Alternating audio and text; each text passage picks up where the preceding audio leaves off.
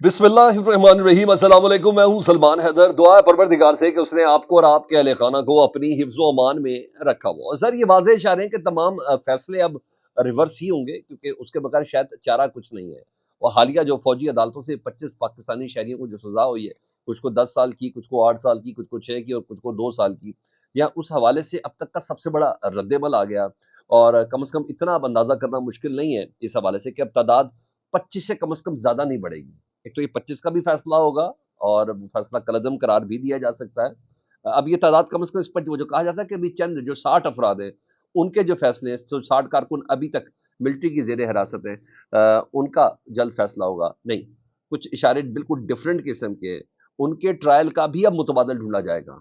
जो 60 पाकिस्तानी शहरी पाकिस्तान की फौजी अदालतों में अंडर ट्रायल है, जिनका फैसला आना है, उनका भी मुतबादिल रास्ता ढूंढा जाएगा। और ये कहीं और से नहीं, ये सुप्रीम कोर्ट ने जो जनवरी में इसकी समाअत करनी है ना फौजी अदालतों के हवाले से कि सिविलियंस का ट्रायल हो सकता है नहीं हो सकता, सुप्रीम कोर्ट की तरफ से ही एक सेफ पैसेज दिया जाएगा और सुप्रीम कोर्ट के हुक्म की रोशनी के अंदर ही ये सब कुछ होगा। ठीक है, वो जो फैसला आना है उसमें ये होगा। और ये रास्ता खुद निकाल कर देंगे, क्योंकि 25 जिन्हें ऑलरेडी 25 अफराद को जिनको सजा हुई है ना, उसकी सजा के बाद वो सजाएं भी कलअदम हो सकती है। क्योंकि पिछले दिनों सबसे पहले यूरोपीय यूनियन ने शदीद तहफ़्फ़ुज़ात का इज़हार किया, सख्त रद्द-ए-अमल दिया। इवन पाकिस्तान का जो जीएसपी स्टेटस है, जो डिफरेंट ट्रीटीज को साइन, डिफरेंट मुआहदों को साइन करने के बाद पाकिस्तान को मिला, इसके लिए कारोबार में जिसे कहते हैं ना मेन ऑक्सीजन है, वो जीएसपी प्लस का स्टेटस यूरोपीय यूनियन के साथ पाकिस्तान की ट्रेड का, उस तक पर तहफ़्फ़ुज़ात का इज़हार किया कि आप लोगों ने धोखा किया है, आप लोगों ने मुआहदे की खिलाफ वर्जी की है और आप लोगों ने उन ट्रीटीज पर सिग्नेचर करके मुकर रखे जिसमें बुनियादी इंसानी हकूक का ख्याल रखना था, जिसमें एक इंसान को फ्री एंड फेयर ट्रायल के हवाले से उसके हक को तस्लीम किया था आपने कि हम इसकी इजाज़त देंगे, लेकिन ये नहीं हुआ। कल रात को बरतानवी पार्लियामेंट ने इस सिलसिले में फौजी अदालतों के हवाले से मुआहदे की खिलाफ वर्जी को गैर इंसानी और गैर खिलाफ वर्जी करार दिया और कहा है कि गैर इंसानी है ये तमाम चीज़ें। रात को ये आया है बरतानिया की तरफ से रद्द-ए-अमल, उससे एक दिन पहले आया है यूरोपीय यूनियन की तरफ से रद्द-ए-अमल, और अब सुबह-सुबह अमरीकी दफ्तर खारजा की तरफ से ये रद्द-ए-अमल आया। डेविड मिलर साहब हैं, उन्होंने सख्त रद्द-ए-अमल देते हुए कहा कि ये जो 25 कैदियों की जो मिलिट्री कोर्ट से सजाएं हैं ना, इस पर हमें सख्त किस्म की तशवीश है। पाकिस्तानी शहरियों को 9 मई एहतजाज में मुलविस होने पर फौजी अदालत ने सजा सुनाई। फौजी अदालतों में अदालती आज़ादी, शफाफियत और इंसाफ की जमानतों में कमी है। यानी जो फौजी अदालतें होती हैं उसमें इन तमाम चीज़ों को, उस मेयार को टच नहीं किया गया जिसमें शफाफियत भी हो, जिसमें इंसाफ की जमानत भी हो। ठीक है, यहां उन्होंने बोला। मजीद मैथ्यू मिलर क्या कहते हैं कि पाकिस्तानी हुक्काम, अब जो भी है इस वक्त पाकिस्तानी हुक्काम, उन्होंने कहा पाकिस्तानी हुक्काम आइन में दर्ज मुनसफाना मुकदमा और इंसाफ के हक का एहतराम करें। यानी अपने शहरियों के लिए आइन में जो दर्ज है ना मामलात पाकिस्तान के, उसमें मुनसफाना मुकदमा, उसका ट्रायल, उसके हक का एहतराम करे पाकिस्तानी हुकाम, जो वो नहीं कर रहे हैं। बरतानिया और यूरोपीय यूनियन, जी हाँ, बरतानिया, यूरोपीय यूनियन, इनका रद्द-ए-अमल और अमेरिका का रद्द-ए-अमल। इसके बाद अमरीकी दफ्तर खारजा का ये रद्द-ए-अमल जो है ना, ये बता रहा है कि सोच बिल्कुल डिफरेंट किस्म की पाई जा रही है। हम शायद ये समझ रहे थे कि कुछ नहीं हो, क्योंकि एब्सोल्युटली नॉट वाली पोजीशन तो हमारी है नहीं इस वक्त कि हम ये कहें ओ देखी जाएगी। ऐसी वाली पोजीशन तो इस वक्त पाकिस्तान की है नहीं, क्योंकि ऑलरेडी मिसाइल प्रोग्राम के वेंडर्स पर पाबंदियों का सामना है हमें। और दूसरी चीजें, जीएसपी प्लस का थ्रेट मिला हमें यूरोपीय यूनियन की तरफ से, बरतानिया की तरफ से, हमें ये तहफ़्फ़ुज़ात और अमेरिका की तरफ से। तो इसका मतलब है अब जो नेक्स्ट स्टेप है ना, वो जो थ्रेट है मुझे इन सारी लाइन्स के अंदर नजर आया, वो है आलमी पाबंदियों के हवाले से। ये अब नेक्स्ट स्टेप हो सकता है, इधर फ्रॉम अमेरिका, इधर फ्रॉम बरतानिया, इधर फ्रॉम यूरोपीय यूनियन। वैसे है तो ये सारे एक ही प्लेटफॉर्म के, लेकिन ये हो सकता है। हाँ, रिचर्ड मिलर की इस स्टेटमेंट के ऊपर रिचर्ड गर्नेल साहब, आपको पता आजकल फुल टाइम पाकिस्तानी बने हैं, फुल टाइम पाकिस्तान तहरीक इंसाफ के सपोर्टर और पता नहीं वोटर्स और क्या क्या बने हुए हैं। उन्होंने रिचर्ड मिलर की जो अपने फॉरेन जो ऑफिस का जो तर्जुमान है, उसकी स्टेटमेंट में वो कहते हैं कि तुमने बहुत सुस्ती दिखाई है, बहुत तुमने देर कर दी है। उन्होंने कहा you are late and this is to little and two week speak normally. कहा तुमने देर से रद्द अमल दिया है اور بہت تھوڑا رد عمل دیا ہے، بہت کمزور قسم کا رد عمل دیا ہے یہ 25 پاکستانیوں کی فوجی عدالتوں سے جو ان کو سزا ہوئی ہے اس کے حوالے سے. اور اتنا نارمل ریئیکشن بنتا نہیں تھا کہ میتھیو ملر تم نے دیا ہے. یہ کون کہہ رہے ہیں؟ امریکی اپ کمنگ انتظامیہ کا ایک اہم ترین عہدے دار، وہ میتھیو ملر کو اس بات کو کہہ رہے ہیں. انہوں نے کہا فری عمران خان، اور پھر انہوں نے اپنے ٹویٹ کے آگے یہ جا کے لکھا. تو بہرحال یہ چیزیں کچھ غیر معمولی ہیں اور ہر لحاظ سے غیر معمولی ہیں.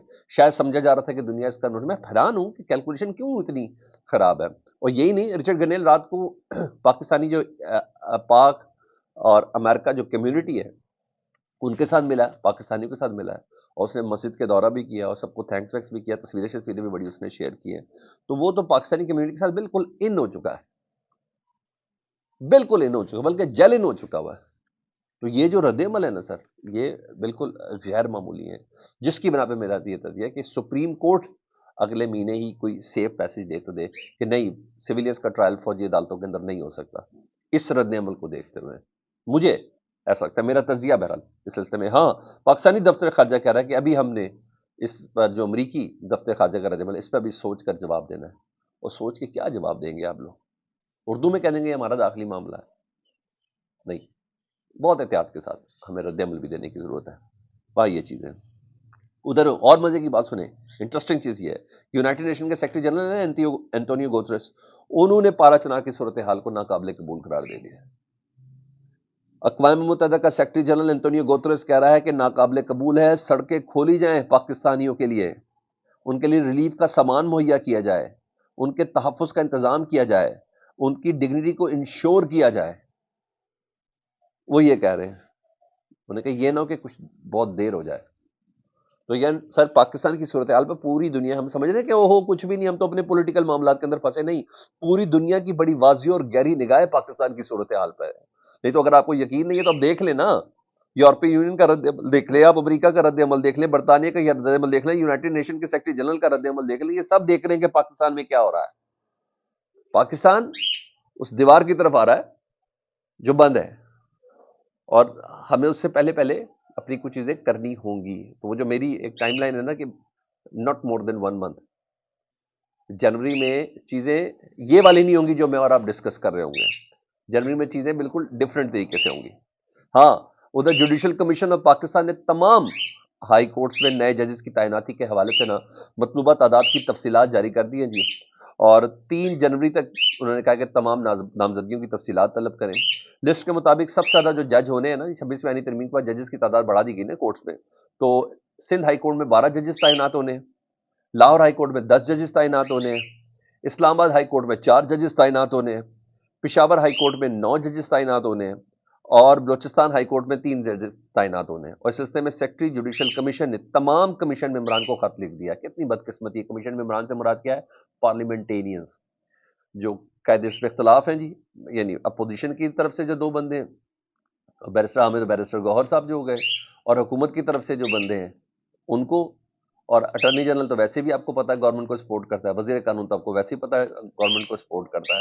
یعنی بھرپور طریقے سے پاکستان کی پارلیمنٹ بتائے گی جن کے خلاف کیسز آنے ہیں سپریم کورٹ اور ہائی کورٹس میں، وہ بتائے گی کہ جی ہم نے جج کس کو ریکمینڈ کیا ہے نا. مزے کی بات یہ چیز ہے. بہرحال یہ لسٹیں کے لیے انہوں نے 3 جنوری کا حوالے سے انہوں نے بتا دیا کہ ہمیں تمام کمیشن والے اپنے بتائیں مطلوبہ لوگ کہ کس کس کو جج بنانا ہے. جی ہاں، وہ فہرستیں انہوں نے مانگ لی ہیں. ادھر مذاکراتی کمیٹی کے سربراہ جی اسد کیسر صاحب آج پشاور ہائی کورٹ میں موجود تھے. انہوں نے میڈیا سے بات کی ہے، اور میڈیا سے بات کرتے ہوئے کہتے ہیں کہ جب کورٹس آئین اور قانون سے بالاتر ہو کر فیصلے کریں تو عوام کدھر جائے. آئین پرامن احتجاج کا حق دیتا ہے. انہوں نے قانون پاس کیا ہے کہ اسلام آباد میں احتجاج کا حق نہیں، تو کیا اسلام آباد پاکستان کا حصہ نہیں؟ بڑی لاجکلی بات کی ہے. جب آئین ہمیں احتجاج کا حق دیتا تو پھر اسلام آباد میں احتجاج کیوں منع ہے؟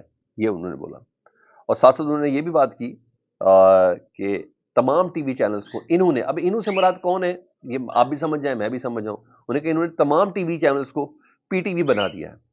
ہماری جدوجہد آئین اور قانون کی بالادستی ہے، ہم آزاد عدلیہ چاہتے ہیں. رہی بات کل مذاکراتی کمیٹی کے پہلے اجلاس کی، تو سر بتا دوں کہ سیاسی قیدیوں کی رہائی کا مطالبہ ہمارا ٹاپ آف دی لسٹ ہے، یعنی عمران خان اس میں سب سے ٹاپ آف دی لسٹ ہے.